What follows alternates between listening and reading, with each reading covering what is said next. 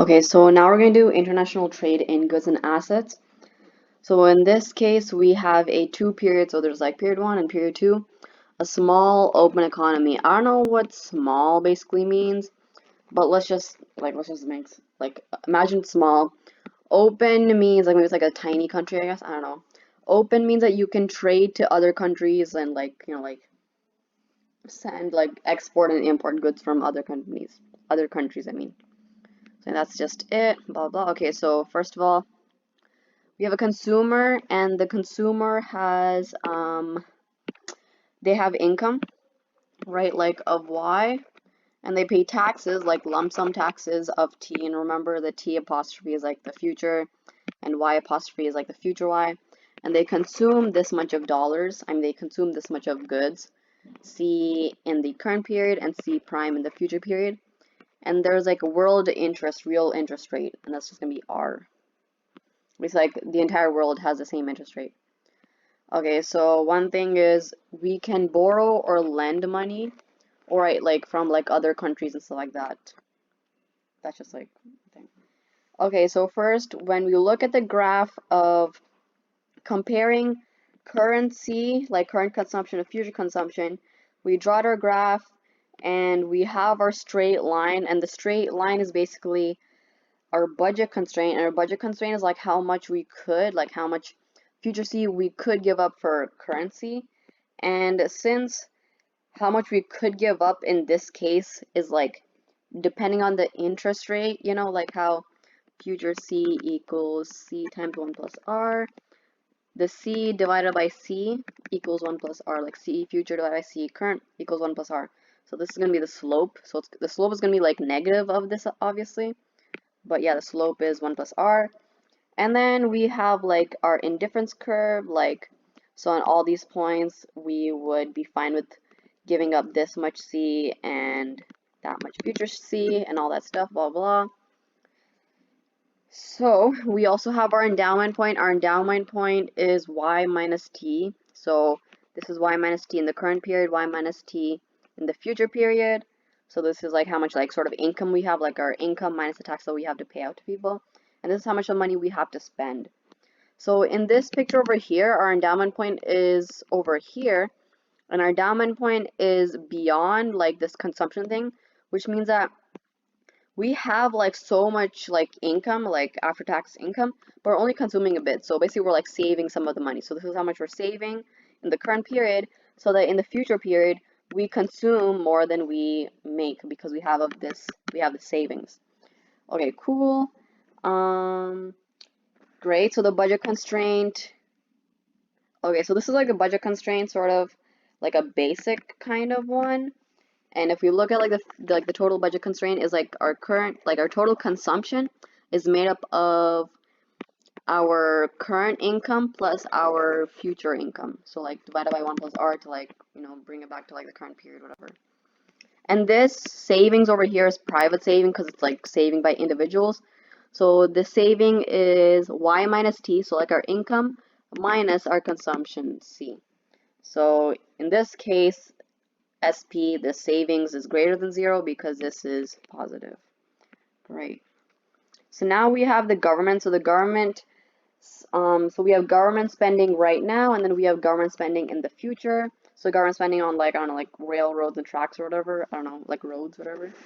So the government's budget constraint is that the total government spending in both current and future periods is equivalent to current taxes that they make plus future taxes. So these are the taxes that they charge to us consumers, and that's what they use to like, pay for the government spending, etc. So their savings, so like how much money they have left over after they, like spend all their stuff, is their income. So their income is taxes minus G, which is their government spending. So now current account surplus is basically like a total of how much saving has been done in the country. So this is like the total savings. So current account surplus, we use CA for current account, equals the savings, which is the total savings. So S private plus S government. So S government is this T minus G, equals this, and current account surplus equals this. So Y minus C minus G.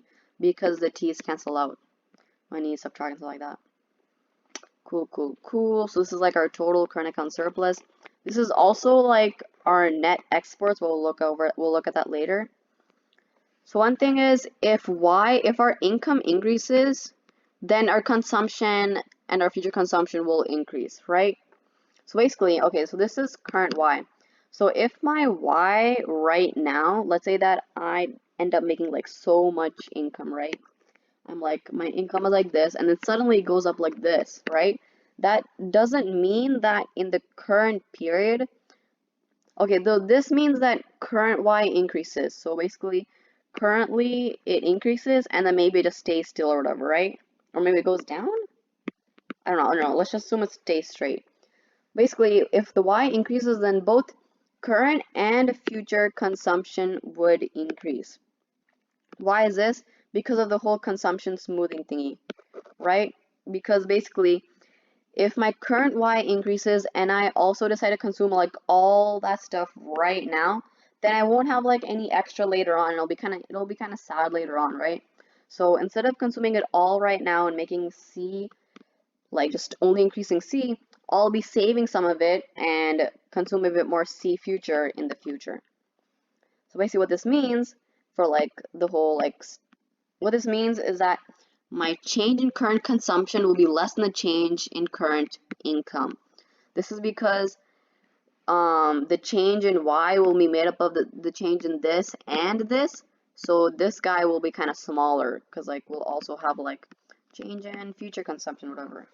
And that's because of consumption smoothing. So like if we have like this chart with like Y, which is like super duper volatile, our consumption is going to be a little less volatile.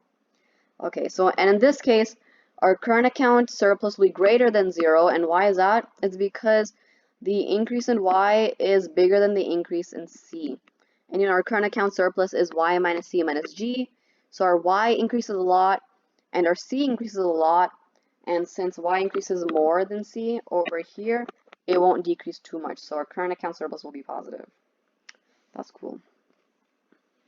Okay, so next is current account deficit bad? So one thing is, if our income increases, then our current account surplus will also increase. And if our income decreases, then our current account surplus will also decrease. Now, this means that at some point our current account surplus might be negative. And is this bad? So the thing is, this is sort of good, right? Like we can think of it because it's like savings, so like we can use it for the future. Yay, it's all good, yay, right? But this basically means that we're like sort of at a deficit and we're gonna have to like borrow money from other people and all that. And that kind of sucks, right? It's like, why do you want to do that? But the thing here is that the thing that we're trying to say is that it's actually worse if our current account, like our change in current account, is 0 the entire time. Like instead of like this up and down, it's actually worse if it was 0 all the time. If it was 0 all the time, so if current account is 0 all the time, then it's not optimal. So our current account equals Y minus C minus G, like our total income minus the total consumption that is done, right? So, like within our country. So let's say that every time the current account equals 0, which means that Y minus C minus G equals 0. So this means that Y equals C plus G, like our entire time. This means that we are always consuming, like as a country, we are always consuming our income. Like our consumption is exactly the same as our income. But we already set up here that we always want our like we want consumption smoothing, right? So like we don't want consumption to go up by that much. We want, you know, like Y to like go up by like a little bit. Well, like if Y goes up by a little bit, we only want the C plus G to go up by like a small amount. So because of that, it's actually worse if we're always consuming here, since we kind of want consumption smoothing. So our consumption should be sort of like stable-ish. So it shouldn't always consume at our endowment point, especially if our endowment point, like our income, whatever, is increasing like a lot and like decreasing a lot and stuff like that. And so because of the fact that we have to like, you know, focus on this consumption smoothing, there will be times where we, you know, consume more than our income and consume less than our income. Like for example, I wish the screen to move over. Okay, so for example, let's say that this is our income, right? So here our income is like super high and here our income is like super low. So during this entire time, we're gonna be consuming here. So over here, I'm gonna consume like, let's say 10 whatever, and let's say this is 20 and this is like 0 whatever. So I'm gonna consume this much here, and I'll have like some extra like savings from like the fact that I'm not saving too much.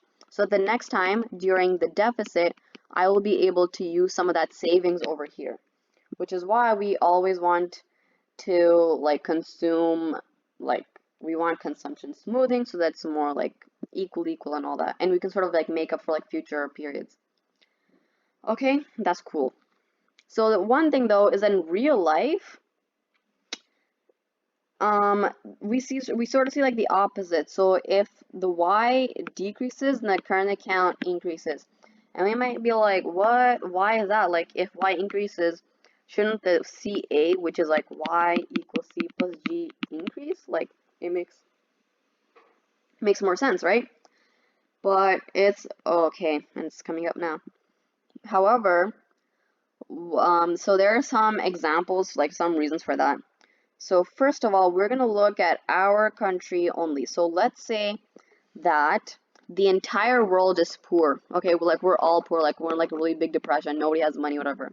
But let's say that Canada isn't as poor. Okay? So if we're poor, that means that our Y is like really small.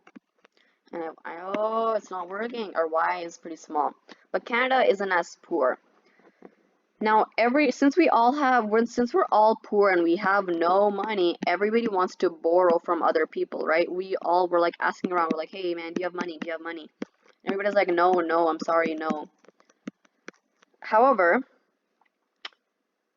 so because of that, since everybody's saying no, there's like no lenders. However, since there's nobody who can lend money, there's no lenders. So in this case, what happens is that the R is going to increase. And why will the R increase? Well, R is basically how much return the lender gets, right? Like if I give you some money, I'm gonna ask you for like interest, right? So if my interest increases, so if I'm like, okay, instead of like normally paying me back like $10 every month, you're gonna pay me like $30 every month, I will be more likely to lend out money to you, right? Because I'm getting more money back. So you see, in this case, R is gonna increase so that we just want somebody to lend money, like literally like somebody give us money. So our R is gonna increase. And since Canada is not as poor, we're going to decide to, oh crap, what the hell? We're going to decide to lend them money. And what will happen is we will sell our own goods. So like we will sell our goods, and we're going to, like whatever, like a teddy bear or whatever. We're going to give them all to like all other countries in the world, and our net exports will be greater than 0, and we will be rich. Okay, so basically in this case, Canada is not as poor, which means that Y is like, let's say it's less than 0. Like everybody is less than 0. Net exports is like the same thing as current account. So in this case, our current account is greater than 0. So we have as a total that Y is less than 0, but current account is greater than 0. And that's our thing. And you might be like, what? How is current account the same thing as net exports? Well, net exports is basically how much we're giving out. So like in order to give out stuff to people, we need like things to give out, right? So basically if we have our income minus our own consumption, like after we have done our consumption, let's say that we have like stuff left over, what are we going to do with the stuff that's left over? We're going to give it to other people so we can make money off it, right? So that's why CA is sort of the same thing as NX. Okay, so next. Yeah, that's like sort of the thing. Okay, so now we will look at current government. Oh wait, what the hell is this? Is this like, okay, now we're gonna look at like how would changes in like certain things affect the current account. Okay, so let's say, like first we'll look at current government spending. So let's say that there's an increase in G. So if there's an increase in current government spending, taxes are going to increase, right? Because like the government needs to pay for with like some taxes. And if consumers have to pay less taxes, then as consumers, our lifetime wealth will decrease. And what will that make us do? It'll make us consume less. So we will consume less because like, I don't have any money, blah, blah. And in this case, our change in our consumption is going to be less than our change in government. Remember, because of the whole consumption smoothing thingy. So as a result, what happens is, if we look at the equation, CA equals Y minus C minus G. So in this case, G increases a lot, and G is going to make a negative, so it's going to like, oh, I shouldn't have done like that. G will make a negative, so G will sort of like decrease the current account a lot. But the thing is, C decreases by a little bit, but however, this increase in G is bigger than this decrease in C. So because of that, this entire thing will become more negative. So the change in C is going to be less than 0. And if it's less than 0, that means that we are not saving because it's like, we have so much expenses. We have to spend so much. So we save less and we spend more. So some other alternatives is, what if G decreases? So if G decreases, what happens then is, let's say that G falls down, and we also assume that G prime. So if somebody tells us, okay, so G is going to fall down, well, nope, they haven't really told us anything about like future G, right? Like they haven't told us anything about what's going to happen in future G. So we're going to assume that this thing doesn't change. So if we look at the equation of G plus 1 plus R equals T plus T over 1 plus R, which is our government's budget constraint, right? If this thing goes down and this thing is the same, then this thing as a whole will have to go down, which means that taxes go down, which means that lifetime wealth goes up, which means that consumption by consumers goes up. So what would happen in that case is, like, I think the exact opposite of what's happening here. But yeah, it's pretty, not too much work. And I'm waiting for this to go back to my other screen. Okay, so next we'll look at taxes. Oh my god, sorry, 16 minutes. Okay, now look at taxes. So if taxes increasing, so first of all, which I didn't know this, so I guess maybe other people might have known this, but I didn't. So first of all, taxes are just like, the government's just like, oh, okay, let's just charge them more taxes, okay? So they are not telling us anything about if they're going to be using that money to like spend more on government spending and all that, right? Like they might just be like saving it all up for themselves or whatever. So we have to assume, if they tell us that taxes, either future or current taxes, increase or decrease, we have to assume that there's no effect on these two things, okay? Like on this G and G prime. So as a result, from this equation, since this left part stays the same, and this T increases, it has to be that this T will decrease. If the current taxes now increases, that means that the future taxes has to increase. Okay? So, like the net effect will be basically a 0. And because of that, there's going to be no change to the consumer's lifetime wealth, because the consumers be like, high taxes today means lower taxes tomorrow. And as a result, they're not going to like consume more or less or anything like that, because they're going to know that it's going to like even out in the future.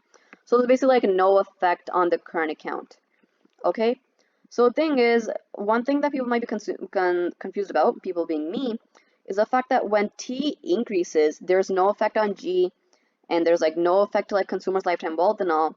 But when G increases, then there's this effect on T, which leads to the decrease in consumer wealth, right? But the thing is, in this government spending thing, it's basically that because of this change in G, there has to be the change in T. Like, sort of G is sort of like determined by the government, and to like make up for that, they have to like charge more taxes. Or if they like do less government spending, and we're assuming that like the future government spending doesn't change, the taxes has to change. And so because of that, and since like taxes like overall change, it's not like just like taxes change today, but then they change again the opposite way the next week. There's like gonna be a change in consumer wealth. So my marker isn't working, so that's great. I love it. So yeah, basically it's that basically I guess you just have to like sort of think like slightly logical. Like change in T doesn't really mean a change in D, like change in G. Like it's just like the government's just like asking for more money, like for whatever reason. They're not telling us what reason it is, but they're just asking us for more money. So the last effect that we're going to look at is what happens if there's a change in the real interest rate. So if that R increases. So first of all, as a lender, okay, so The change in R is sort of different from the other things because you sort of have to look at it from like two different point of views. Oh, this is so much work. Okay, so first of all, as a lender, okay, so this is it. So as a lender, my consumption might rise or fall. So first of all, I lend out money, okay? And I'm being told that my interest rate increases. What does this make me want to do? This will make me want to lend out more money. Why? Because I recognize that I could get way more money from this. Like, since my interest rate is increasing, I could actually get way more money by giving it out. And that's from the substitution effect. So like the substitution effect dominates. I'm gonna be like, I could make so much more money by like lending it out rather than consuming it, right? Because like the rate that I get back is increasing. So because of that, I would want to lend more, so my consumption today would decrease since I have like less to spend on my own stuff. But it might also rise. Like for example, if I'm thinking, oh look, like the interest that I'm earning is like increasing a lot, which means that I don't actually have to, do anything about it. I'm just getting more money. Yay. So in that case, since I'm more richer, I'm gonna be like, okay, I'm gonna consume more. But usually in this case, we're gonna always assume that substitution effect dominates. I don't really know why. I think it's because it's, I don't know, more like, more valid. I don't know, but like in all situations, we're always gonna assume that substitution effect dominates. So in this case, it's gonna be like C falls. Okay, so that's me as a lender. So let's say that I'm a borrower, so I'm borrowing money. Crap. If I'm borrowing money and I am being told that the rate is increasing, I'm gonna be like, ew, I don't want to borrow anything because I'll have to pay like way more like in interest, right? So if I borrow less because of this increase in interest, I'm gonna have less money to like spend on stuff, right? Since I'm borrowing less money, and as a result, our consumption will decrease. So basically, if there's an increase in the interest rate, we're gonna look at the point of view from the lender and borrower. Why is it coming to this blue marker again? Come on. And from both effects, like the major effect that shows up is that consumption decreases.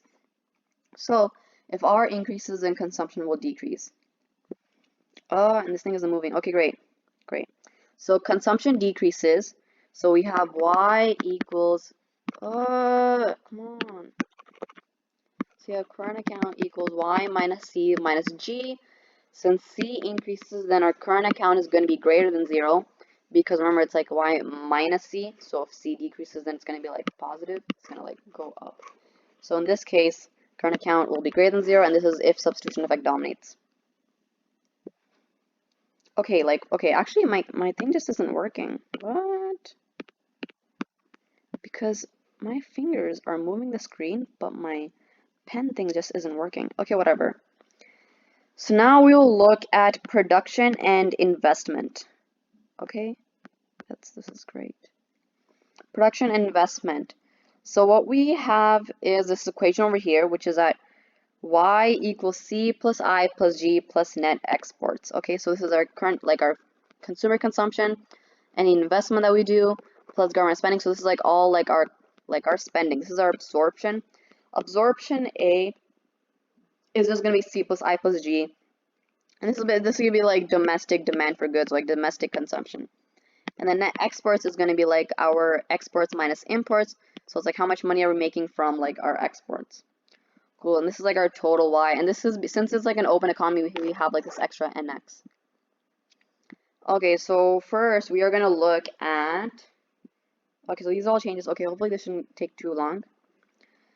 So first we have this graph comparing our interest rate to our real aggregate output.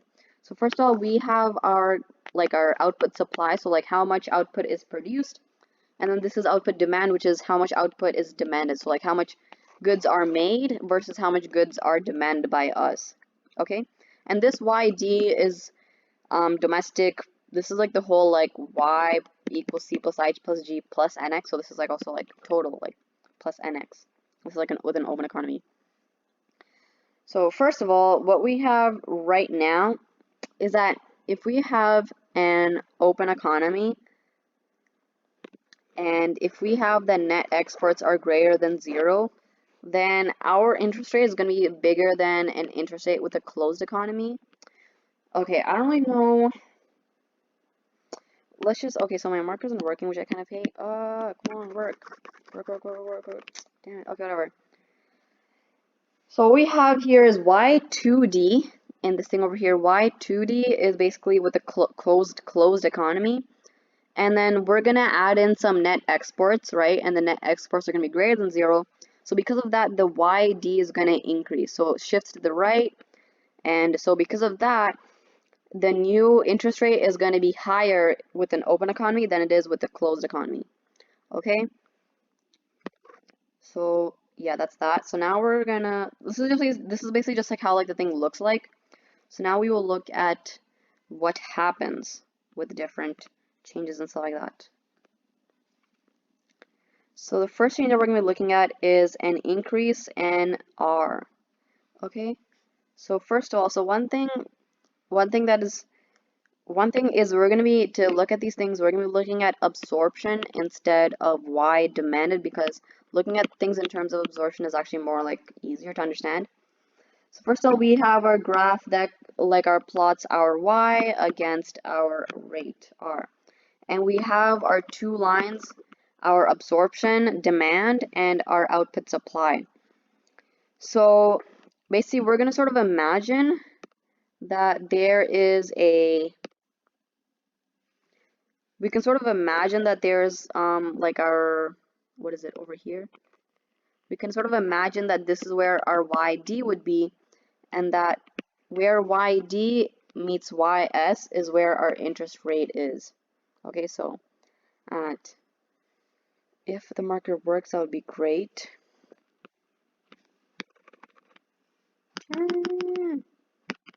Oh, maybe I change the batteries or something? Okay, whatever. Basically, where the YD meets the YS is where the interest rate is. So this is going to be where our interest rate is. But we're just going to sort of ignore the YD for now. And because we'll always know that the difference between the A and like this point where the YS meets this R1 is going to be our YD. Like it's just like, because YD equals A plus NX, right? So we can sort of tell just like by this where it belongs. So first we have these two black lines, and basically at the point where they meet, the interest rates are going to be their individual like A and Y point. So with an increase in R, what we will do is basically move to a higher interest rate and plot that across like the 2 points, okay? So over here what would happen is when we plot this across, we have this over here, it meets like our absorption here, and it meets our output supply over here. And we bring it down, we see that A2 decreased and Y2 increased, right? Because of this. And do we have a reason for this? Well, first of all, if R increases, then our investment by firms will decrease, because they're going to be like, oh, I have to pay way more in like, you know, return and all that. Another thing is, if R increases, from before we know that there will be a decrease in consumption. So as a result, since A equals C plus I plus G, and this thing, C and I decrease, what happens is that A will decrease, which is what is shown on this graph over here too. A decreases. Okay? So what else is going to happen? Like, how do we know that there's an increase in this YS?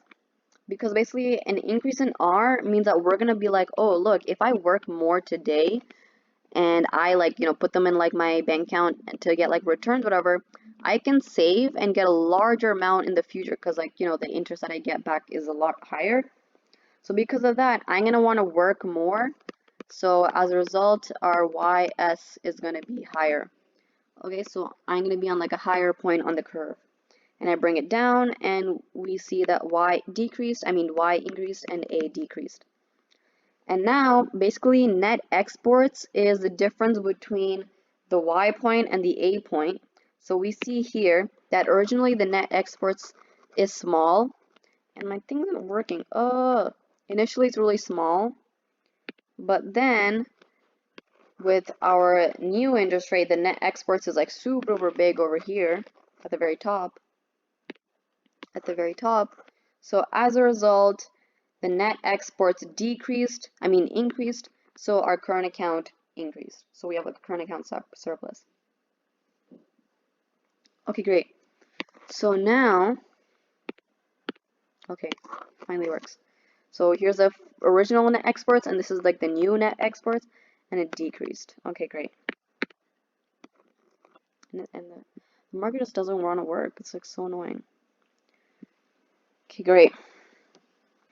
Now you might be like, oh, why did this increase in R only, like, why didn't the actual absorption curve change? Like, right, this decrease in A, like, shouldn't it have, like, moved the absorption curve? And this increase in YS, shouldn't it have, like, moved the YS curve? That's because this is an increase in R, and similar to, like, those changes in price, like, in a normal demand supply curve, if we have, like, price and quantity, which would be great if the market started working. Whatever. Anyway, it's a change in R. It's a change in this Y, like actual like Y axis variable. It's not actually like a change in any of the factors inside here. Like it's not like it's a change in the C or a change in the I or a change in D, change in G, or anything like that. But since it's a change in this guy over here, it's not going to be a change in the actual lines, but it's just going to be a movement along the lines. Remember, if it's always like a change in like price in like a demand supply curve, it's always going to be like a movement along the line, not like a change in the actual line. So the same case here. But in all the other examples that we're going to be doing right now, we will actually be moving the lines because it's not like a change in R. Okay, so right now, what happens if there's an increase in the government spending? So if there is an increase in government spending and future government spending like stays the same, then our taxes will increase, right? Since they have to like make up for the money. So our taxes increase, so our lifetime wealth as consumers decreases, so our consumption will decrease. So what we have here is that our government spending increases and our consumption decreases. So overall, A equals C plus I plus G. And since G increases and C decreases, but C decreases by like a way smaller amount, the net effect is going to be that G is going to increase.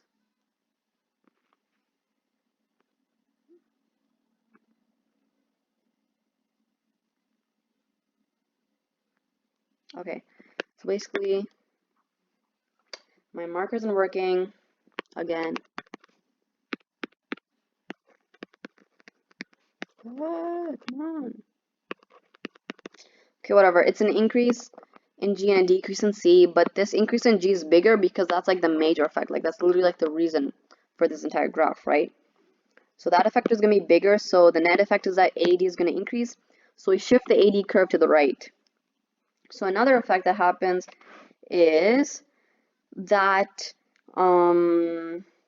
let's see, another effect that's going to happen is that due to the increase in G and the increase in taxes and the decrease in the lifetime wealth, because of the decrease in the lifetime wealth, we as consumers are going to be like, oh damn, like I'm going to have to like work more, you know, to make more money to like make up for the fact that I'm poor now. So because of that, the Y supply curve is going to shift to the right. However, the shift to the right is actually going to be smaller than the shift of the AD curve, and that's because the AD curve is sort of like the original effect, like the increase in G is like the original effect, right? And this thing is just more like a subsequent effect. So this increase over here is going to be way bigger than the increase in the YS curve, and which is not how I drew the curve. Actually, I sort of drew it wrong. Like I should have drawn it like way bigger. But anyway, assuming that we drew it bigger, what the net exports thing would look like is that the net exports 2 would be less than the net exports 1, which means that the net exports is less than 0, like it decreased. So our current account also decreased. Great. Oh, also like a reason for why the increase in YS isn't as big. Oh yeah, I should remember that. The increase in the YS isn't as big because the decrease in leisure isn't just, we're not just gonna like decrease leisure all in this period, but we're gonna like sort of spread it out throughout like our lifetime. Like it's gonna be period 1 and period 2. So it's not like increasing like a lot right now, it's just like a little bit right now and like a little bit in period 2. So as a result, it doesn't like decrease by a lot right now. So our second last change we're going to look at is if there is an increase in Z. So if there is an increase in Z, what happens? So this is current Z. Okay? Oh, I hate that my marker isn't working. Like, it's literally so annoying. Come on. What do I have to do to... Oh, now it works. Okay. And now it doesn't work again. Like, feeling gonna, like, scratch my laptop. Whatever. Okay, whatever. So if there's an increase in Z, then what... That means that our current productivity, like our productivity in our current period is high. So people are going to wake up today and just be like a lot more productive. So this means that our marginal product of labor is increasing, which means that firms are going to want to hire more labor. So our supply of labor is going to increase. Like this is just like our output supply is going to increase because there's more people being hired and more people like producing stuff. So first there's like an increase in this. So next is since Z increased, and if Z increases, then like we produce more. So like as an economy, we are like way richer. Since people are richer, our wealth increases. So as a result, we're gonna want to like consume more, right? Like we're gonna want to consume more. So as a result, our consumption goes up. So the A equals C plus I plus G, that thingy consumption goes up. So the third effect, but this is sort of like a smaller effect, is that because this increase in Z, this increase in lifetime wealth, there's gonna be people are gonna be like, oh well, look, we're rich, like I don't have to work as much, so they're gonna spend more time leisuring, less labor, so less YS. However, this is like a really small effect, like compared to like this effect over here. So it's just gonna be like a major like increase in YS, and like a smaller increase in AD from like this effect. Because this effect over here, so like a subsequent effect, and like remember consumption smoothing and all that. Cool. So our total effect, if we look at the comparison between NX1 and NX2, so NX, basically the rate is going to be the same. We just have to compare the rate to like where the original A1 and Y1 are and where the new A2 and Y2 are. And basically the difference between those is, so like A1 minus Y1 is a net exports 1, and A2 minus Y2 is a net exports 2. So in this case, since NX2 is bigger than NX1, our change in NX is bigger than 0, so we have a current account surplus that's increasing. Cool. So our next effect, our next thingy, is we have our YS and our AD, and my marker isn't working again. That's great. In this case, we have an increase in the future productivity. So if there's an increase in the future productivity, like people are going to be a lot more productive later on, what this means is that we're going to be able to we'll be able to do a lot with the machines in the future because people will be like a lot more productive.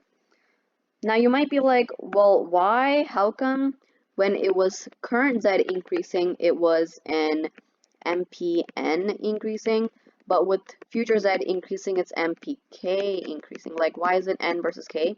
Well, in this case, N also increases, like MPN also increases, but we over here, we're looking at the effect on like us in the current period. And people aren't going to be able to do much with the fact that people are going to be more productive. Like, for example, investors or like governments, firms aren't going to be able to do much of the fact that people are going to be more productive in the future, right? Like, what are they going to do? Like, tell people, oh, like, you guys are going to be way more productive in the future. So, like, that's going to be so great. Yay, whatever. Like, they can't really do anything with that. But what they can do is by knowing that the machines will be like, the capital will be able to use it a lot more, they're gonna want to invest more, right? And like that's the reason why, since like they can sort of do something with it and sort of like worth it. So we're gonna say that MPK future increases. MPN future also increases, but like there's nothing we can do about that. Like it's not like it's gonna lead to like an increase in investment and that. So we're just gonna ignore it. So here I increases. So since I increases, A increases. So there's gonna be like an increase in A. So next is that the increase in Z leads to an increase in lifetime wealth, which means that, so higher productivity means like, like people means we have more money, so we consume more, and so we increase our consumption more, so our A also increases. But remember, this is like a small effect because consumption is spread out over like multiple years, and it's also like it's less big compared to like this fact that we're like investing so much more. And our third effect is that because of this increase in lifetime wealth, people are going to increase their leisure time. They're gonna be like, oh look, uh, you know, I can spend more time at home because I'm richer. So there's a decrease in our NS and a decrease in the YS. But this is not on graph because this effect over here is only going to happen in the future period. It's not going to happen in the current period, right? And this thing over here, like this entire graph thing over here, is our life in the current period. And since the increase in leisure is going to happen in the future period, we don't really worry about that. Okay? Yeah, because it's only a change in the future Z, not the current Z. So the effect is kind of small. Wait, actually, no, it's kind of wrong. The reason why it doesn't change is because it's only in the future Z. There's only change in the future Z and not both of them. So because of that, it's like a smaller effect. And so this entire like decrease is going to be like a very small effect. So as a result, we're going to look at like our future, and we're going to look at your first and second NX values. And we see that NX is less than 0, like because like NX2 is smaller than NX1. So our current account surplus is less than 0. Okay, that's it.